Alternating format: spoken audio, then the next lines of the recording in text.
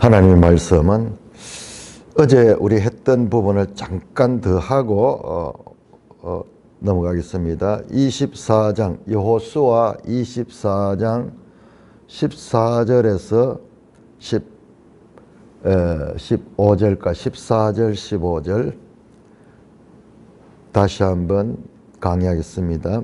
여호수아 24장 14절 그러므로 이제는 여호와를 경외하며 온전함과 진실함으로 그를 섬기라. 너희 조상들이 강 저쪽과 애굽에서 섬기던 신들을 치워버리고 여호와만 섬기라. 만일 여호와를 섬기는 것이 너희에게 좋지 않게 보이거든 너희 조상들이 강 저쪽에서 섬기던 신들이든지 또는 너희가 거주하는 땅에 있는 아모리 족속의 신들이든지 너희가 섬길 자를 오늘 택하라. 오직 나와 내 집은 여호와를 섬기겠노라 하니. 백성이 대답하여 이르되 우리가 결단코 여호와를 버리고 다른 신들을 섬기기를 하지 아니하오리니. 이는 우리 하나님 여호와께서 친히 우리와 우리 조상들을 인도하여 애굽 땅 종되었던 집에서 돌아 올라오게 하시고 우리 목전에서 그 큰 이적들을 행하시고 우리가 행한 모든 길과 우리가 지나온 모든 백성들 중에서 우리를 보호하셨음이며 여호와께서 또 모든 백성들과 이 땅에 거주하던 아모리 족속을 우리 앞에서 쫓아내셨음이라. 그러므로 우리도 여호와를 섬기리니 그는 우리의 하나님이시니이다 하니라. 오 하나님 아버지 은혜를 감사합니다. 오늘도 이 아침에 하나님의 영생의 말씀 앞에 설 수 있는 큰 복을 주시니 감사를 드립니다. 예수님 이름으로 감사하며 기도드리옵나이다. 아멘. 자, 어제 말씀드렸죠. 24장은 세겜 언약. 세겜 언약인데 8장 30절에서 35절에 나오는 세겜 언약과는 차별된다. 시간적으로 수십 년의 간격이 있습니다.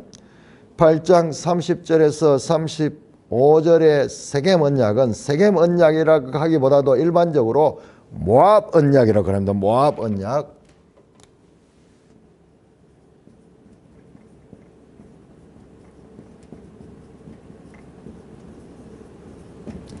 자, 왜 이것을 모압 언약이라고 하냐? 그럼 이게 신명기 27장에서 모세가 명령한 거예요. 명령.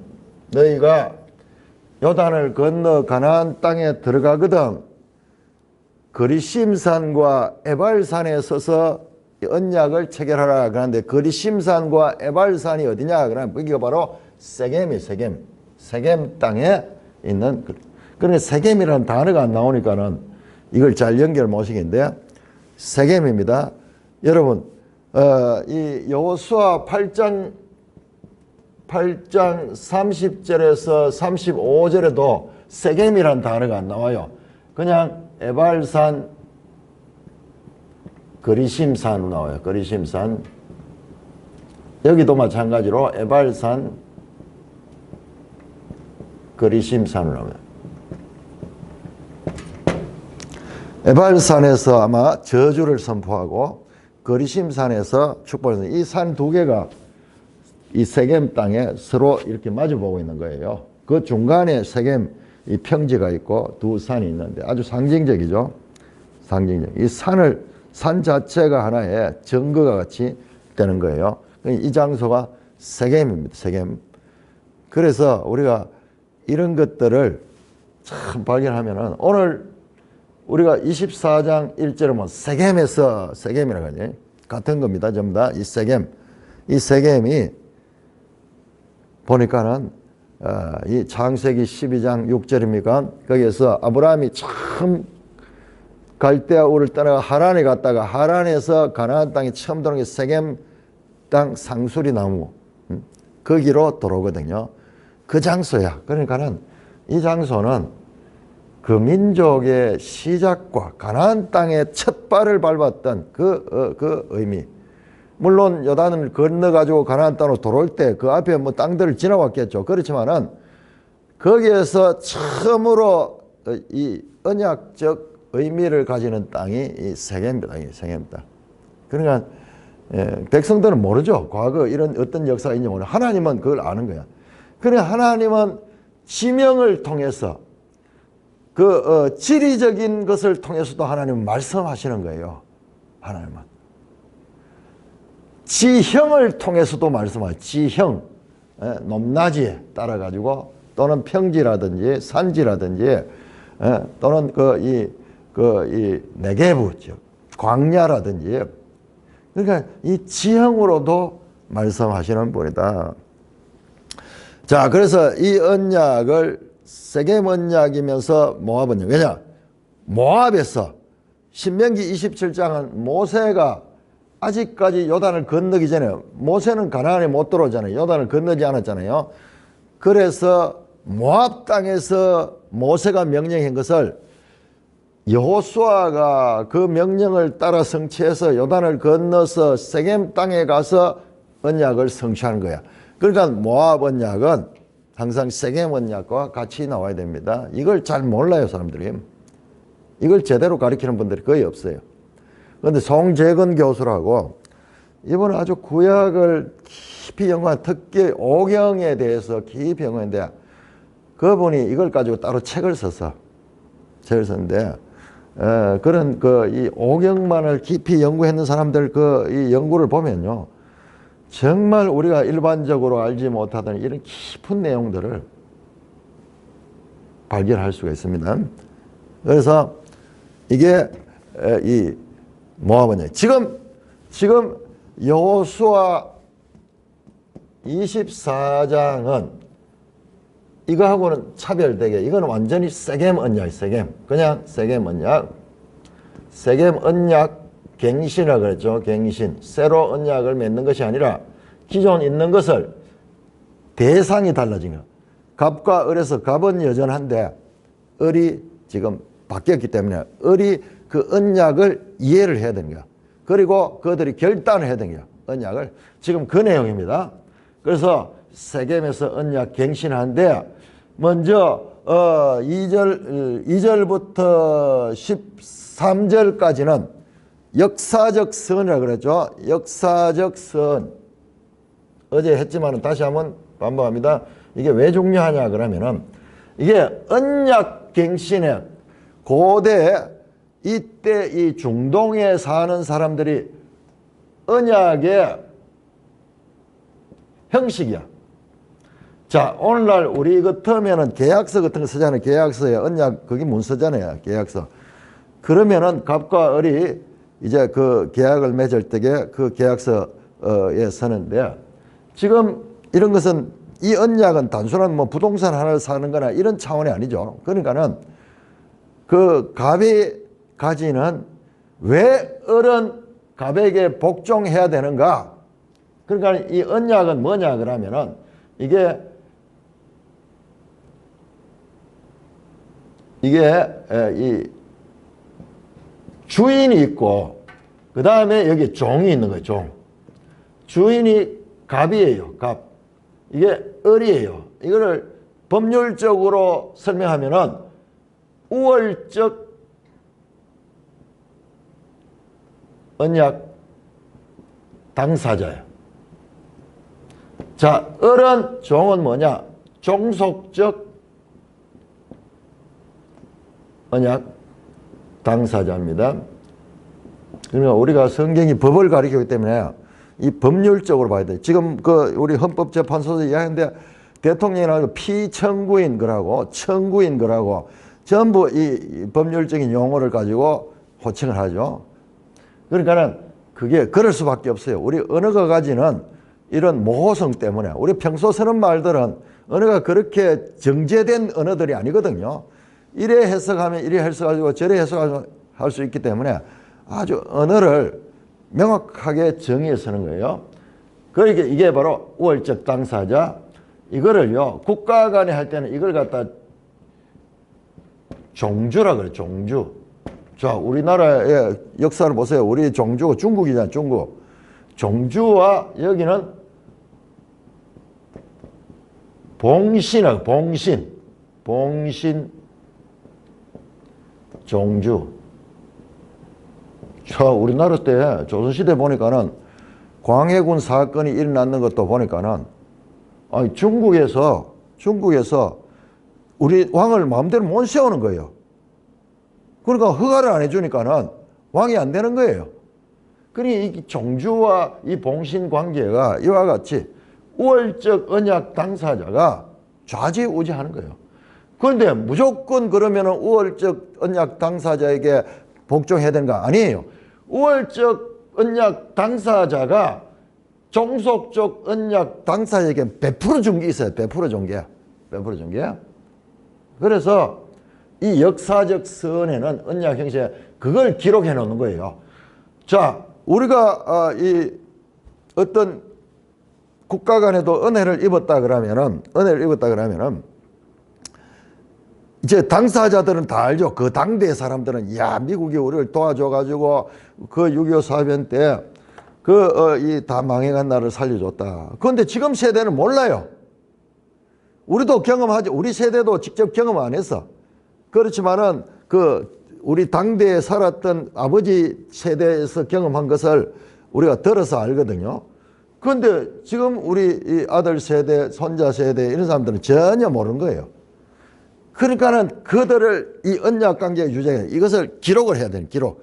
그래서 후손들도 그 기록을 보고 아, 이래서 우리가 저 나라를 하고 우리가 동맹 관계를 맺었구나. 이해를 해야 되잖아요. 그래서 이 역사적 선이 반드시 필요한 거예요. 자, 그래서 그 역사적 선에서 하나님이 어떻게 지금까지 이스라엘 백성들을 가나안 땅에 오게 했는가를 가리키는 거죠. 자, 그러면은 이와 같은 하나님 앞에 이스라엘 백성들은 그 하나님을 섬겨야 돼요. 종속적인 관계에서 섬기다 가는 말이 아바드 가는 게 있는데 그게 종이라는 말이에요. 종.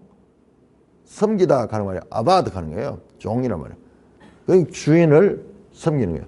왜? 주인이 지금까지 우리에게 이와 같은 은혜를 베풀어 줬기 때문에 우리는 그 주인에게 응당한 그와 같은 순종의 책임이 있고 그 주인을 섬겨야 되는 거예요. 그렇게 순종이라는 것도 섬기는 마음이 있을 적에 순종이 나오는 거죠. 순종하는 게 이 종의 자세거든요. 그런 관점에서 보면 돼요. 자, 그래서 이와 같은 역사적 선을 말씀하고 난 다음에 이제 그 다음에는 이제 어리 종으로서 다짐을 해야 돼요. 자, 그 내용이 오늘 나옵니다. 그래서 이제 온전함과 진실함으로 14절에 그를 섬기라. 너희 조상들이 강저쪽의 애국에 섬기는 심들을 치워버리고 여호와만 섬기라. 그렇게 이 종의 자세를 말씀하고 먼저 여호수아가 마치 마중물처럼 옛날에 그 펌프 있죠. 펌프 실어놓는 펌프 그냥 하면 안 되잖아요. 근데 거기다 한 바가지 물을 갖다 붓고 펌프를 실으면은 이게 수압이 어떻게 돼가지고 물이 콸콸콸콸콸 나오죠. 그 한 바가지 물이 없으면 그 물을 끌어내지를 못하는 거야. 그래서 마중물이라고 하는. 그런데 요즘 그 펌프를 경험한 사람은 이게 무슨 말인지 도저히 이해 안 할 거예요. 이해가 안 될 거예요. 예? 옛날엔 펌프 있는 집이 부잣집이야. 우리 동네 어느 한 집에 있어가지고 그 여름에 놀면서 그 해봤던 경험이 있어. 이렇게 실으면은 한 바가지 물이 없으면은 아무리 해도 안 나와. 그런데 한 바가지 물을 부으면은 이렇게 해서 누리면은 그게 어떻게 이 압착이 되고 뭐 이렇게 되면서 수압을 조정해가지고 그 물을 끌어올리는 거예요. 그럼 콸콸콸콸 끓는. 먼저 여호수아가 나와 내 집은 여호와를 섬기겠다. 그렇게 결단하며 백성들의 결단을 요구합니다. 그때 백성이 대답하여 이르되, 이건 한 개인하고 하는 게 아니고 전 이스라엘과 하는 거예요. 이스라엘 백성 전체가 우리가 결단코 여호와를 버리고 다른 신들을 섬기지 않겠습니다. 그렇게 말씀합니다. 우리 16절에서 18절까지 아까 우리 교독했습니까? 예? 했어요. 자, 그럼 보세요. 자, 여기 아주 중요한데, 자, 그러니까 백성이 우리가 결단코 여호와를 버리고 다른 신을 섬기지 않겠습니다. 그러면서 자기들이 왜 우리가 산을 섬기는가를 스스로 증명하는 거예요. 스스로 섬겨야 되는 이유를 자기들이 알고 있다고. 이는 우리 하나님 여호와께서 친히 우리와 우리 조상들을 인도하여 애굽 땅 종되었던 집에서 올라오게 하시고 우리 목전에서 큰 이적을 행하시고 우리가 행한 모든 길과 우리가 지나온 모든 백성들 중에서 우리를 보호하셨기 때문입니다. 그래서 당연히 우리가 여호와를 섬기겠습니다. 이렇게 돼야 되는 거야. 을이 그냥 무조건 예가 아니고 섬겨야 될 이유를 알아야지 그 섬김이 유지될 수 있는 거예요. 그냥 이유 없이 예 알겠습니다 했지만은 이게 이유를 모르면은 나중에 가서 또 딴소리 하는 거예요. 그러면서 거기서 끝나지 않고 18절에 또 섬겨야 될 이유 두 번째를 이야기하면 또 모든 백성들과 이 땅에 거주하던 아모리 족속을 우리 앞에서 쫓아냈습니다. 최근의 이 일. 그러므로 우리가 여호와를 섬깁니다. 첫째, 여호와를 섬길 이유. 첫째, 지금까지 우리 조상 때부터 인도해 주셨기 때문이고. 두 번째, 최근에 요단 동편에 이 아모리 족속들을 그하고 뿐만 아니라 지금 이 가나안 땅을 정복하게 하셨기 때문에 그러므로 우리도 여호와를 섬기리니 그는 우리의 하나님이십니다. 하나님에 대한 바른 이해를 가지고 순종을 약속합니다. 하나님을 섬길 것을 고백합니다. 이니 언약이 체결되는 거예요. 언약이 이렇게 체결되는 거예요. 그런데 어제도 말씀을 드렸지만은 자, 그 다음에 그러면은 여호수아가 기쁘게 그들의 이 반응을 보고 기쁘게 그러면 언약을 체결해야 되는데 그 결단에 초를 치는 이상한 말씀이 나옵니다. 자, 19절입니다. 19절에서 21절까지 교독하겠습니다. 여호수아가 백성에게 이르되 너희가 여호와를 능히 섬기지 못할 것은 그는 거룩하신 하나님이시요 질투하시는 하나님이시니 너희의 잘못과 죄들을 사하지 아니할 것임이라. 만일 너희가 여호와를 버리고 이방 신들을 섬기면 너희에게 복을 내리신 후에라도 돌이켜 너희에게 재앙을 내리시고 너희를 멸하시리라 하니. 자, 거기까지 끊어지겠습니다. 아니 여호수아가 백성들에게 결단을 촉구해가 백성들은 그렇게 하겠다고 이야기했는데 여호수아가 뭐합니까? 백성에게 이르되 너희가 여호와를 능히 섬기지 못할 것이라. 백성들은요 결단코 섬기겠다. 결단코 강력한 의지를 가지고 결단코 섬기겠다는데 능히 섬기지 못한다. 능히 못한다. 그냥 못한다만 해도 되는데 능히 못한다. 결코 할 수 없다 이 말이에요. 결코의 대결이에요.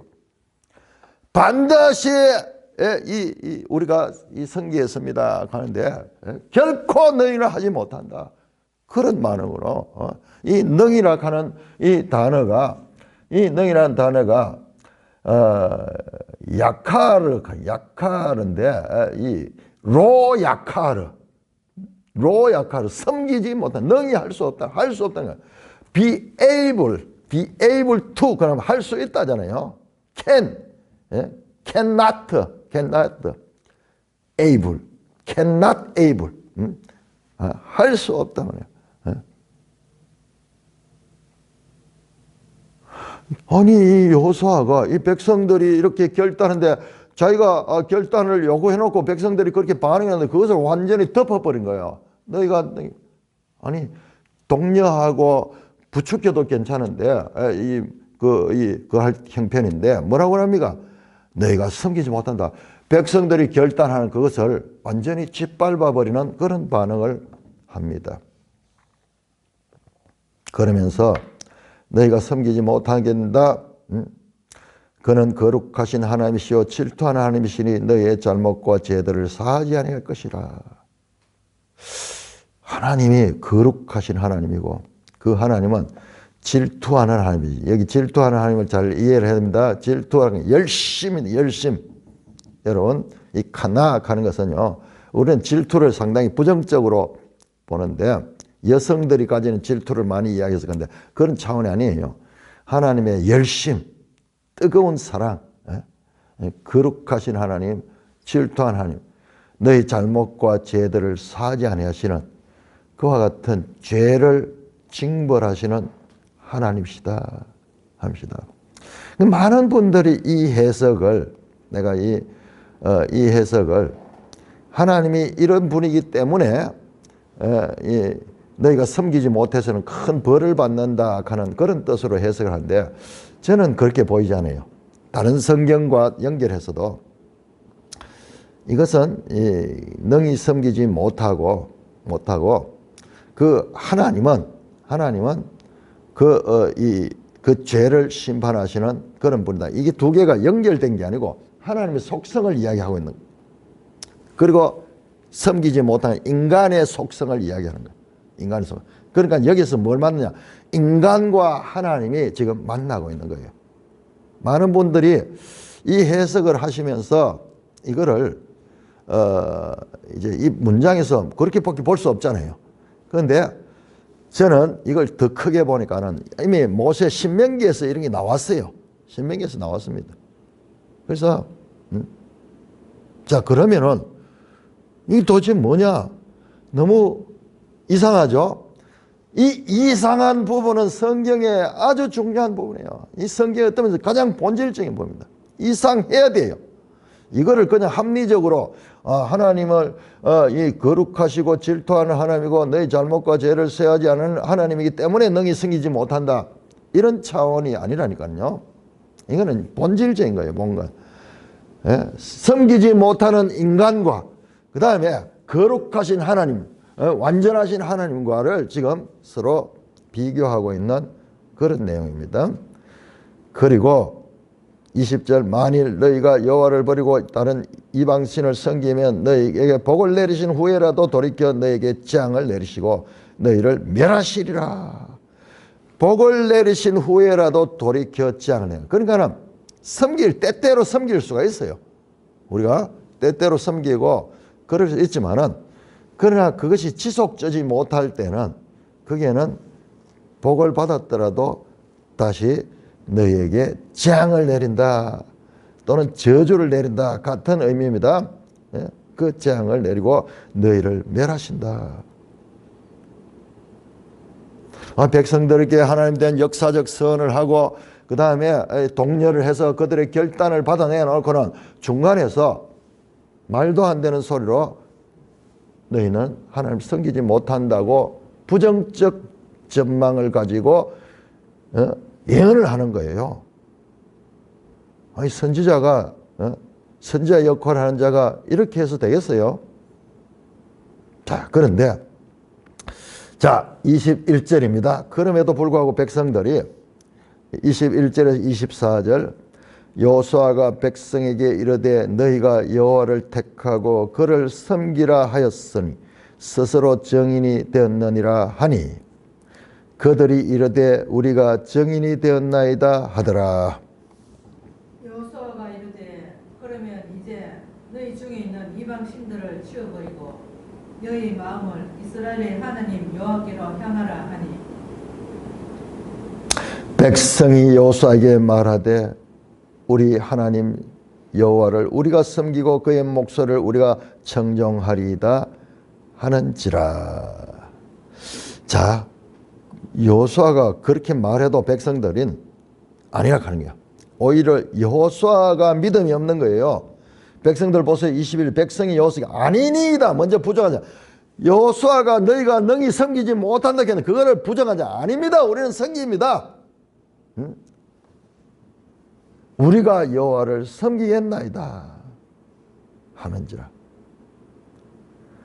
자, 그러자 여호수아가 백성이라 너희가 여호와를 택하고 그를 섬기라 하였으니 스스로 정인이 되었다. 너희 입으로 그렇게 말했으니까 너희가 스스로 정인이 됐다. 그 말을 반드시 지켜야 된다 그 말이죠. 하니 그들이 이르되 우리가 정인이 그렇습니다. 우리가 정인이 됐다. 이 정인으로서 보세요. 여러분 정인 선서 하잖아요. 정인 선서 법정에 요즘 뭐 계속 나오죠.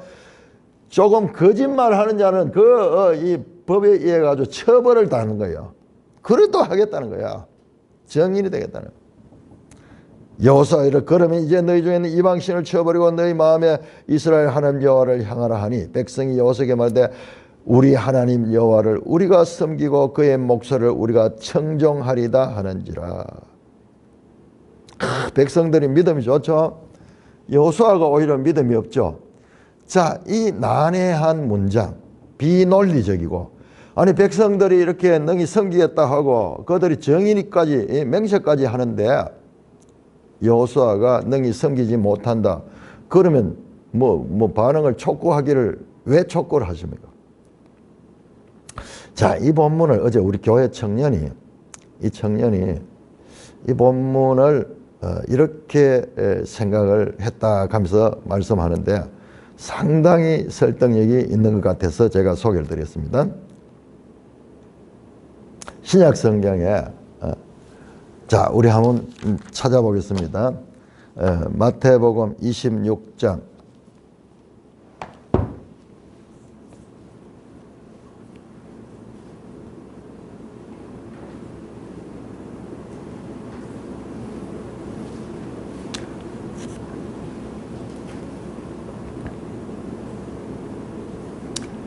마태복음 26장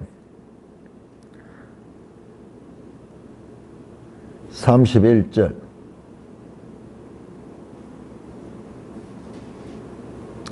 자, 이것을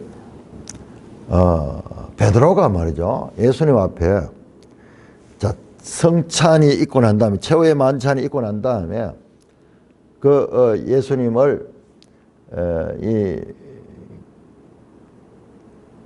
무리들이 잡으러 오기 전에 그때 그러니까 바로 앞에 보세요.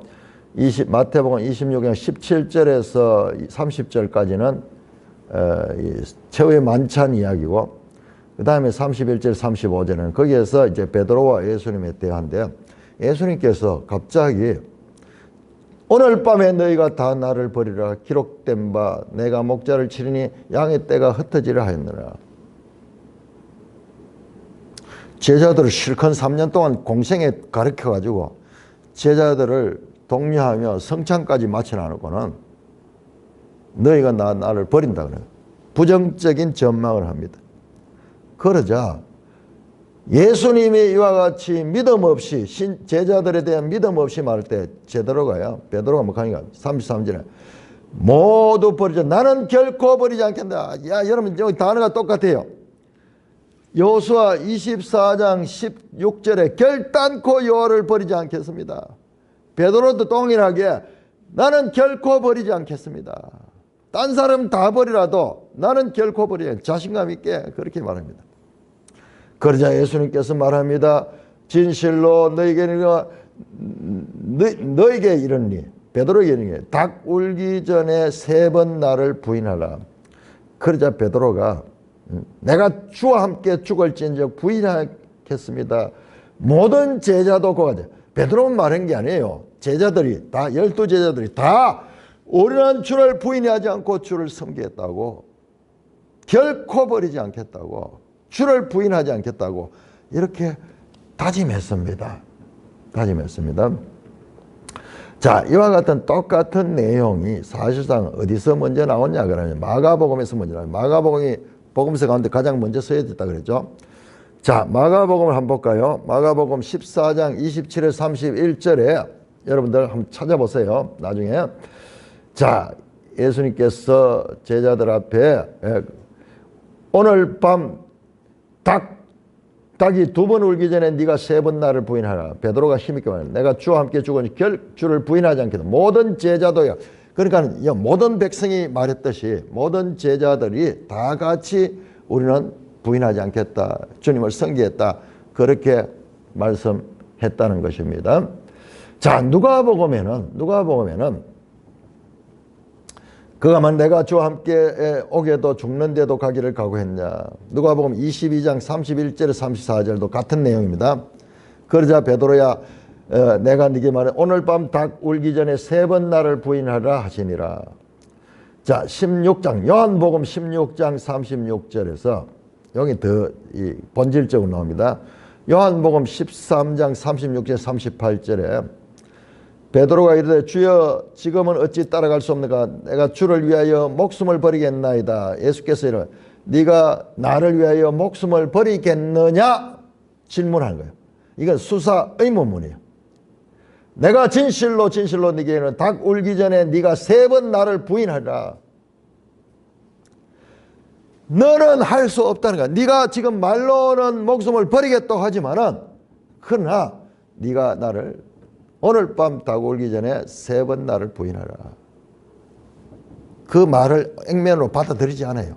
예수님이 오히려 믿음이 없어. 제자들에 대한. 네가 나를 위하여 네 목숨을 버리겠다고? 그럴 수 없다는 말이야. 이게 암시가요. 그래서 바로 뒤집잖아요. 닭 울기 전에 네가 3번 나를 부인하라. 지금 이 구조가 백성들이 이 성기했다는 것과 여호수아가 할 수 없다고 이야기한 것 지금 동일한 뉘앙스가 느껴집니다. 그리고 그 청년이 말하기를 이것도 베드로가 3번 부인했듯이 여기서는 3번씩 이들이 자기들을 하나님 섬기겠다고 결단한다고 그렇게 이야기하는데 보니까는 그런 것 같네요. 자, 24장 17절 보면은 16절에 다른 신을 섬기지 않겠다. 여호와를 결단코 여호와를 버리지 않고 다른 신을 섬기지 않겠다. 그러면서 그 말은 결과적으로 이 여호와를 섬기겠다 하는 18절에 나오죠. 18절 다른 신을 섬기지 않고 결단코 여호와만 섬기겠다는 말이에요. 이게 한번 그 다음에 보세요. 그러자 이 두 번째 여호수아가 능히 섬기지 못한다 그랬는데 21절에서 백성들이 우리가 여호와를 섬기겠나이다. 두 번째 여호와를 섬기겠다고 말합니다. 그리고 세 번째 24절에 백성이 여호수아에게 우리 하나님 여호와를 섬기고 그 목소리를 우리가 청종하리다. 이렇게 3번 섬기겠다고 다짐하고 이 마음이 변치 않겠다고 말하는 이 이스라엘 백성과 여호수아가 너희가 결단코 능히 가는 말이 결단코 똑같은 게 능히 섬기지 못하기라. 이 구조가 동일하게 연결되는 것을 볼 수가 있습니다. 자, 그래서 상당히 설득력이 있는 해석이고 연속성이 있다는 것을 알 수가 있습니다. 자, 그래서 우리가 앞에서도 한 청년이, 그건 다른 청년인데 이 기브온 사건을 말씀을 듣고 그 기브온 사건과 복음서에 나오는 개 취급당했던 가나안 여인 사건, 딸이 귀신 들려서 고통 가운데 있어서 예수님께 나와 구해달라고 나왔는데 예수님께서 나는 이스라엘에 잃어버린 양들에게 왔지 너희들에게 오지 않았다. 너희 이방 개들에게 구원을 주려고 온 것이 아니다. 그러면서 매몰차게 예수님이 그 여인을, 그 사랑의 예수님께서 그 여인을 짓밟는 아픈 데다가 그 상처에다 소금을 뿌리듯이 그렇게 독서를 퍼붓는 것은 처음 보잖아요. 그런데 그 여인이요 어떻게 하냐고요. 그럼에도 불구하고 그렇습니다. 우리는 개 같은 존재입니다. 그러나 개들도 주인의 상에 떨어진 것을 받아 먹지 않습니까? 저는 그 개 같은 취급을 당해서 좋으니까 주님께 나옵니다. 그러자 예수님께서 감탄을 하시면서 내가 이스라엘 중에 이와 같은 믿음을 보지 못했다 그러면서 그 여인을 칭찬하면서 그 여인을 시험하고 그 여인의 믿음을 보고 그 딸을 고쳐주고 성경에 기록까지 되어 있는 사건이에요. 기본 가난한 사람들이 속여서라도 그렇게 살기 위해서 나왔던 그 사건과 그 복음서에 나오는 그 사건을 연결시켰는데 제가 봤을 때 상당히 연속성이 있는 것과 같은 해석이에요. 오늘 이 말씀도 베드로가 3번 부인하고 자기 의지로서는 결단코 버리지 않겠다고 의지를 가졌음에도 불구하고 부인하게 되고 예수님은 그것을 미리 알고 계셨다는 것은 이게 연속성이 있다. 이 본문과 연속성이 있다. 뭐냐? 베드로가요, 자기 마음으로는 원해도 돼. 마음으로는 원인데 육신이 약한 거예요. 육신이 약한 거예요. 이게 뭐냐? 내 속에 속사람과 그 사람이 있는데, 이 해석을 로마서 7장에서 내 마음의 법과 또 다른 법이라고 사도 바울은 이야기한대. 내가 아무리 마음으로 생각을 해도 내 육신이 그것을 감당하지 못하는 거예요. 그래서 이것이 뭐냐? 이것이 죄 문제예요. 죄 문제. 예수님이 그것을 말씀하고 바울이 그것을 논리적으로 해석하는 것이 로마서인 거예요. 로마서. 그러니까 이 로마서는 자세히 보면요, 구약 성경 전체와 복음서의 내용을, 복음서는 논리적으로 되지 예수님이 그냥 던지는 말씀이거든요. 그것을 논리적으로 정리한 것이 바울의 서신이에요. 예수님의 말씀은 천둥 같아서 우리가 들어도 이해를 못해요. 그냥 한 사건의 이야기를 한 줄 아는데, 예수님 한 말씀이 구약 성경 전체를 가리키는 그와 같은 말씀입니다. 자, 그래서 이렇게 연결을 시켜서 말이죠. 이게 뭐냐? 이 모든 문제 로마서를 통해서 보면요, 우리 속에 죄의 법이 있어가지고 내 마음의 법과 싸우는데 죄의 법이 나를 지배하는 거야. 지배하는 거야. 그러니까는 지금 이스라엘 백성들이 이와 같이 섬기고자 굳은 의지를 가지고 다짐을 하고 맹세를 하지만은, 그러나 이스라엘 백성들은 이 말씀을 지키지 못합니다. 왜 그럴까요? 왜 그럴까요? 그것이 바로 죄 때문에 그렇다는 거예요. 죄 때문에. 성경에 안 나와요. 여기는 그냥 이스라엘 역사에서는 안 나오고, 여러분 이 말씀대로 이스라엘이 어떻게 됩니까? 이 가나안 땅에서 쫓겨나잖아요. 그 왜? 불순종했기 때문에, 이 약속을 지키지 못했기 때문에 그 땅에서 쫓겨나잖아요. 그게 구약 이야기예요. 그러니까 예수님께서 지금 베드로와 대화할 적에 했는 그 이야기는, 베드로는 이스라엘 전 역사를 대표하는 그런 인물적인 역할을 가지고, 육신이, 마음은 원하되 육신이 약하도다. 왜 육신이 약한가? 육신이 죄의 법의 지배를 받고 있기 때문에.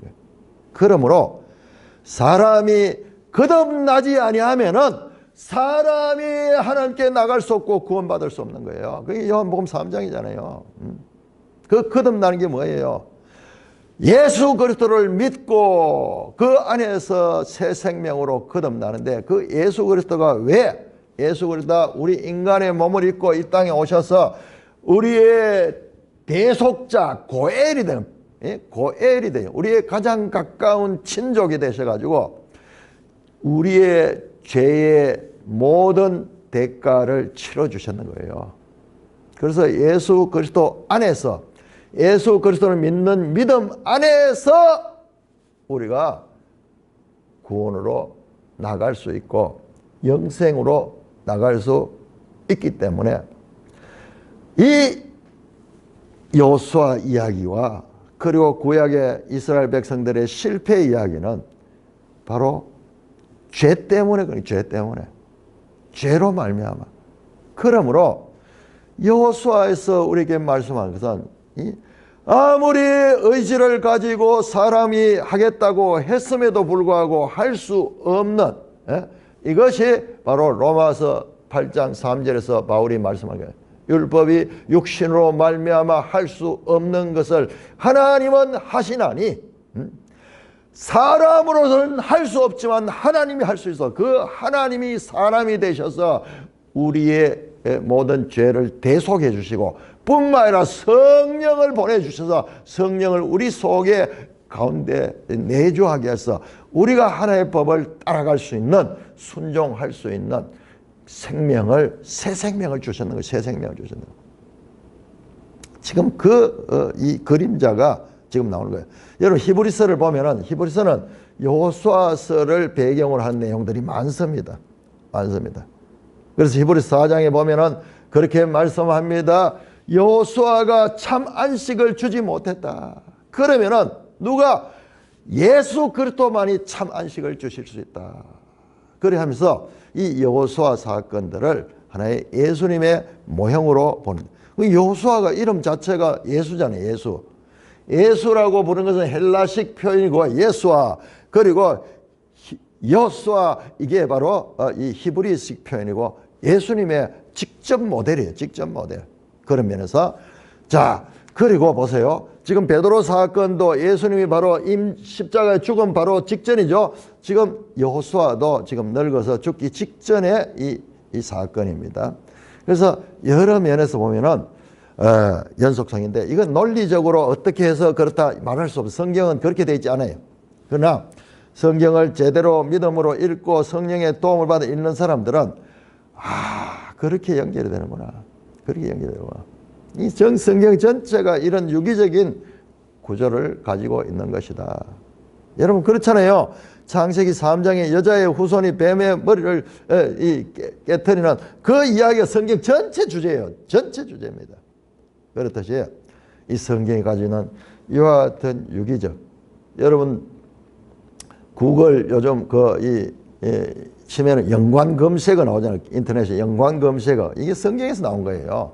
그 유대인들이 그 발견하는 거예요. 연관 검색어. 쫙, 그러니까 성경에 연관 검색어 탁 보면 뜻이 쫙 올라오잖아요. 그래서 성경을 하나만 딸랑 보고 그것 가지고 판단하면 안 되는 것이에요. 성경의 연관 검색어를 쭉 연결해 보면 하나님의 전체적인 뜻이 무엇인가가 드러나게 되는 것입니다. 자, 이렇게 백성들이 다짐을 하고 이렇게 기특하잖아요.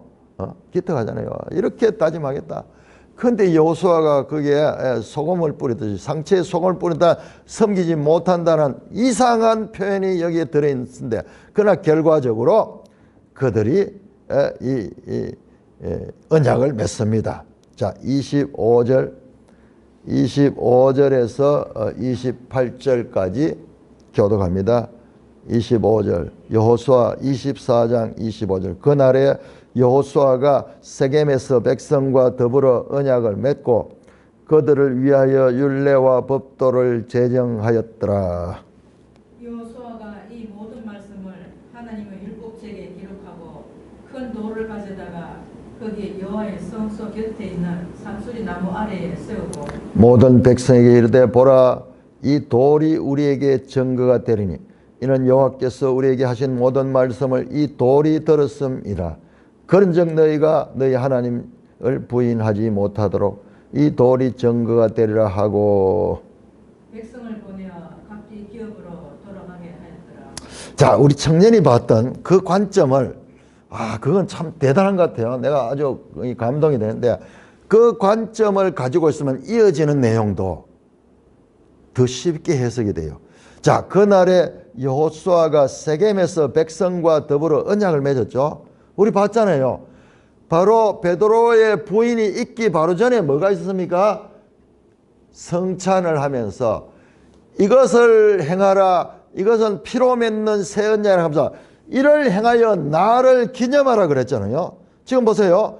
더불어 언약을 맺었잖아요. 카라트 베리트 25절 정확하게 카라트 베리트죠. 새 언약을 맺는 내용이 바로 그 사건과 연결돼요. 새 언약. 예. 궁극적으로 새 언약. 예. 베리트 언약, 카라트 언약을 맺었다. 이는 피로 맺는 새 언약이니 이를 행하여 나를 기념하라. 지금 여기 보세요. 그 다음에 돌을 가지고 기념하도록 하죠. 돌이 증거가 되리다. 그 어디에 큰 돌을 가져다가 여호수아가 이 모든 말씀을 하나님의 율법책에 기록하고 그것을 이 언약을 맺었다는 이것을 다 기록을 하고 언약을 맺고 그들을 위하여 율례와 법도를 제정하였더라. 그들이 이제 이 율례와 법도는 이 언약을 지킬 것에 관한 율례와 법도겠죠. 그러면서 그것을 기록하고 그 다음에 큰 돌을 가져다가 여호와의 성소 곁에 있는 상수리 나무 아래에 세우고, 자, 여기 장소가 어디입니까? 여기가 세겜이잖아요. 세겜에서 언약을, 하나님 앞에서 언약을, 하나님 앞에서.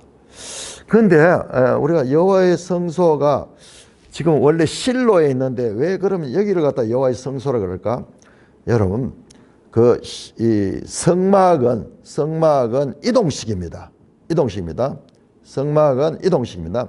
그거를 염두에 두면은 그 실로에 있던 성막이 옮겨왔을 수가 있을 것이라고 그렇게 생깁니다. 그리고 앞에서도 봤잖아요. 땅을 분배할 적에도 성막 앞에서 했잖아요. 그건 뭐냐? 하나님 앞에서 하는 것에 의미를 가지는 거예요.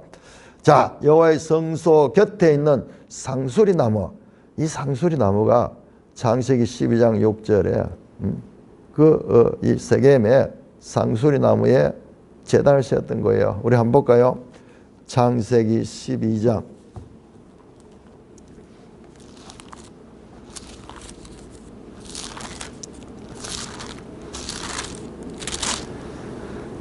창세기 12장 12장 6절 7절 12장 6절 마침내 가나안 땅에 들어갔다. 아브라함이 그 땅을 지나 세겜 땅 그러니까 그 땅을 지나가지고 세겜 땅 모래 상수리 나무에 있는 때 그때 가나안 사람이 여호와께서 아브라함에게 나타나니 이 땅을 네 자손에게 주시라 하는지 그가 여호와께 그곳에서 제단을 쌓았다. 바로 이것이 제단을 쌓은 거죠. 첫 제단을 쌓은 것이죠. 세월이 얼마나 전에 지금 여호수아가 적어도 600년 이상의 간격이 있는데 이거 여호수아 이거 알고 했겠어요? 자기도 모르게 지금 하고 있지만은 이것이 하나님의 관점에서 보면 쭉 이 청사진 안에 있던 일이 지금 일어나고 있는 거예요.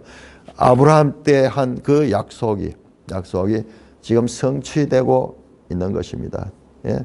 아브라함께 두 가지 약속이 하나는 씨에 대한 약속, 후손에 대한 약속이죠. 그 다음에 땅에 대한 약속, 이 땅을 너에게 주겠다는 거예요. 이 땅을 지금 주고 여기에서 그 씨와 그 이스라엘 후손들이 언약을 맺으면서 돌을 세웁니다. 백성이 보라 이 돌이 우리에게 증거가 되리니 여호와께서 우리에게 하신 말씀을 이 돌이 들었습니다. 자, 이 부분도 우리가 내일 좀 더 자세히. 자, 이 증거라는 것이 여기에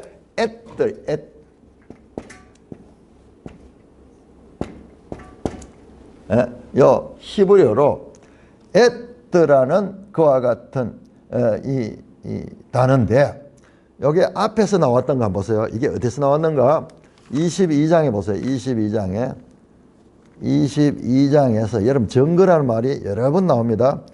자, 22장 그 제단을 쌓았죠. 이 제단을 쌓았는데 이게 여기 큰 그 요단 동편 지파 서편 지파 가운데 큰 제단 때문에 문생이잖아. 그 제단이 돌로 쌓은 제단이야. 자, 그래서 22장 25절에 보면은 27절에 증거, 그 다음에 28절 끝에도 증거, 그 다음에 22장 34절 끝에도 보면 증거. 요게 그 제단 이름을 여러분 34절에 르벤 자손과 갓 자손 그 제단을 에시라고 불렀다. 요 에시라는 말이 요 히브리어가 요게 증거라는 뜻. 증거. 이 뭐냐? 증거라고 하는 게 좀 이상한데 이게 지금 있었던 일을 증거하는 거예요. 증거. 이게 뭐냐? 기념하는 기념. 이 언약 맺은 거 이 시간이 지나면 흩어질 분은 없잖아요. 아무것도 없잖아요. 그러나 그 돌을 세워가지고 이 일을 증거로 삼습니다. 그런데 여러분 오늘 그 청년의 이 해석이 이 깨달음이 제 큰 영감을 주는데요. 이 보세요. 지금 언약을 체결했죠. 여러분 새 언약 최후의 만찬에서 새 언약을 하면서 이를 행하여 나를 기념하라.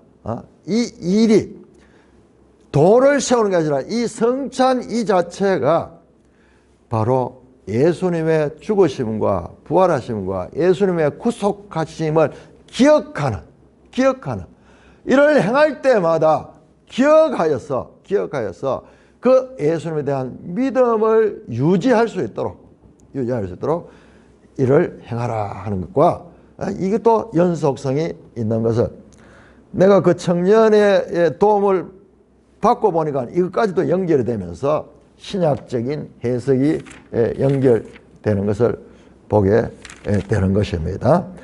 자, 그래서 이 돌들이 들었다 그러면서 이 증거를 말합니다. 이 부분도 내일 잠깐 설명하고 이제 여호수아 마지막 부분을 정리하도록 하겠습니다.